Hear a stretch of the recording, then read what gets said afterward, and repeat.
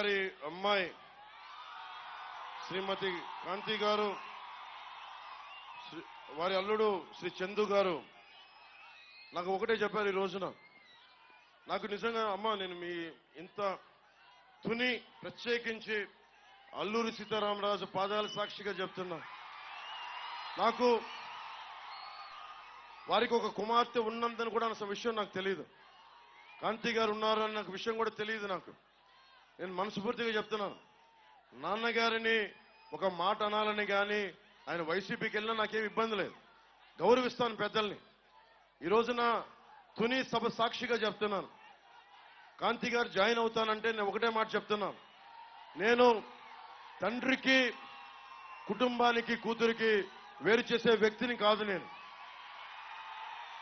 నేను మీ నాన్నగారికి నాకు ఎందుకంటే ఒక తండ్రి బాధ నేను అర్థం చేసుకోగలను, అలాగే తల్లి ఒక కూతురు బాధ్యత నేను అర్థం చేసుకోగలను. నేను మీకు మాట ఇస్తున్నాను, మీకు నేను గౌరవం ఇచ్చే బాధ్యత మీ వారికి, మీ ఇద్దరికి. కానీ ఈరోజు నేను మాట్లాడి మీకు కండువా వేస్తే నేను నాన్నగారిని ఆయనకి ఎందుకు ఆయనకి ఇబ్బంది కలగదు. ఆయనకి పెద్దవారు 10 మాటలు అంటారు, పెద్దలు ఏమంటారు 10 సార్లు తిడతారు, మనల్ని భరించాలి మనం.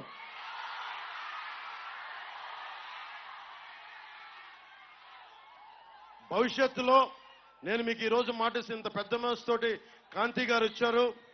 ఆవిడ నా సోదరి, మా ఆడపడుచు. నేను మిమ్మల్ని ఎన్నికలకి వాడుకున్నాడు పవన్ కళ్యాణ్ జనసేన అన్నది కాకుండా, నేను మీ నాన్నగారి దగ్గరికి మీరు నన్ను మీ ఇంటికి తీసుకెళ్ళండి, మీతో పాటు అప్పుడు నేను మీ ఇంటికి వస్తాను.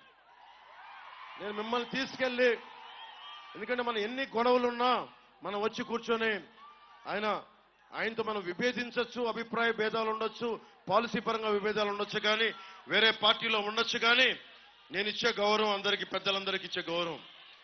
మనం కలిసి ప్రయాణిస్తున్నాం, కలిసి ఉండాలి, విడిపోకూడదని కోరుకుంటున్నాం.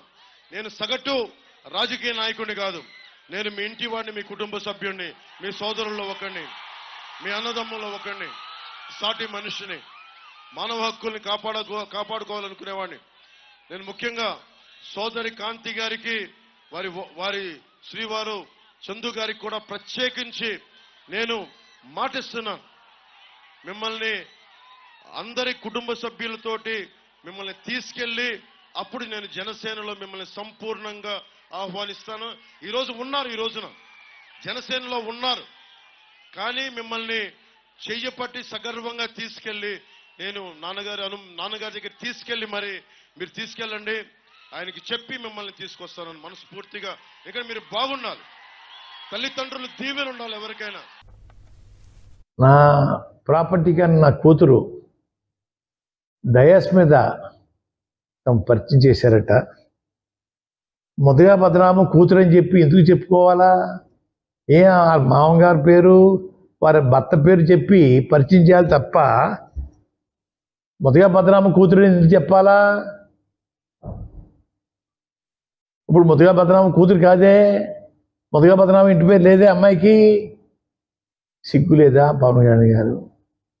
మా పేరు మీ డయాస్ను ఉపయోగిస్తావా? ఇది పద్ధత? నేను ఒకటి అడుగుతాను, ఇంకోటి కొత్త విషయం. మా అమ్మాయిని పరిచయం చేసావు, ఓకే, మీ ఇద్దరు భార్యను కూడా పరిచయం చేయొచ్చు కదా, వదిలేసిన భార్యను పరిచయం చేయొచ్చు కదా, డయాస్ మీద దిగుచ్చి పరిచయం చేయి, మూడో భార్య కూడా దిగుచ్చి పరిచయం చేయి. అంటే ఎదరోళ్ళు లోకువా, ఎదరోళ్ళు నేను అవమానిస్తూ ఉంటావు అన్నమాట. నీ ముగ్గురు భార్యలు దిగుచ్చి డయాస్ పరిచయం చేయి. ఇప్పుడు మొదటి భార్య, రెండో భార్య వారి డైవర్స్ ఇచ్చేసాను, మూడో భార్యతో ఉన్నా నేను, పరిచయం చేయి. మీ ఫ్యామిలీలో జరిగిన సంఘటన మీకు తెలియవా? అది చెప్పవా బయటికి? నేను సంస్కారం వదిలిసి మాట్లాడుతున్నాను. పవన్ కళ్యాణ్ గారు, మీ కుటుంబంలో అమ్మాయి పబ్బులో తాగి డ్యాన్స్ చేస్తే పోలీసు పట్టిపోయారు, అది చెప్పవా? ఇంకొక అమ్మాయి లవ్ చేసి వెళ్ళిపోయిందే, అది చెప్పవా? మా కుటుంబం దొరికిందా మీకు? మీరు నన్ను రోడ్డు మీద లాగారు కాబట్టి నేను రోడ్డు మీదకి వచ్చాను. మీ అన్నయ్య గారు కానీ మిమ్మల్ని కానీ ఎప్పుడు నేను ఒక మాట కూడా అనలేదు. కాకినాడలో ఫోన్ కొంచెం చేసుకుని ఆవేశం తెచ్చేసుకుని ఉద్రేకం తెచ్చేసుకుని ఎందుకు మాట్లాడాల? ఎందుకు మాట్లాడారు అడుగుతూ ఉన్నాను.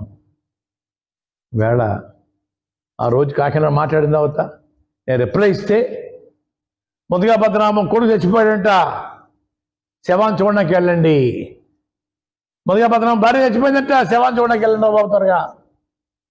ముద్దుగా పద్మనాభాన్ని ఏపరట్టు వేసేసి మెడలో అమ్మవారికి దారిస్తామని చెప్పేసి చెప్పారంట.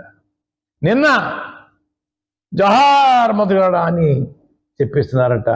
ఓహో ఏమి నటన బాబు, మిమ్మల్ని సినిమాలో నడిచి చెప్తున్నాను, రాజకీయాల్లో నటనొద్దు బాబు.